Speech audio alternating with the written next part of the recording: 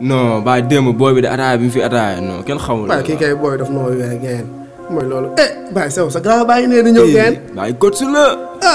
ak at neex grand bi. grand kay. coach sa gaz ak biir kay jël ko. booy ñu ko Sénégal.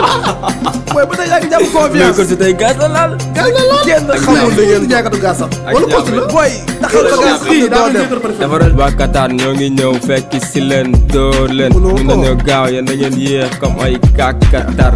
el tactico wala maatay tikko. bàyyil coach lu bi si mën a doon coach ndam li jëli ko. yaa moom sa classement mais naa la jox sama avis. milieu bi dafay seen attaquant tamit da ngay dugal. waaw góor crépin yow moom doo crétin. ay ca gars yi yëngal gësam. waaye saa yi jox ma si côté yi. dégg nga bari fur la. subhanallah jox ma si côté yi bàyyi naar bi. booy ma ngeen di ma ngeen si sax. bàyyi naar bi. yàlla ma yàlla ànd ak ngeen. comme d'habitude Sénégal gaaw yéegal altitude.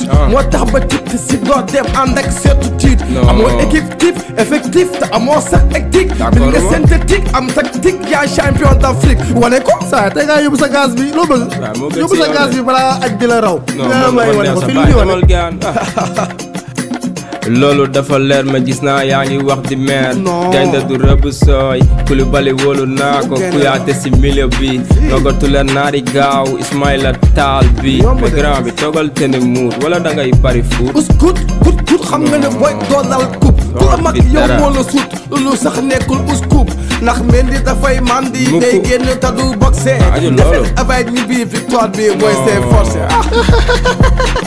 grand dawal ay grand yu koy daal leen seen bagage. fi baaxul. ñeen doon avancé nii rek man maa ngi dem sama yoon. gaz bi dem naa moo gën sëy yi ngay wax. yàlla ma yàlla at ak ngeen. waaye mais loolu bàyyi match ba jeex. ba match bi jeex rek. papay loolu ba match bi jeex. capal njool mi.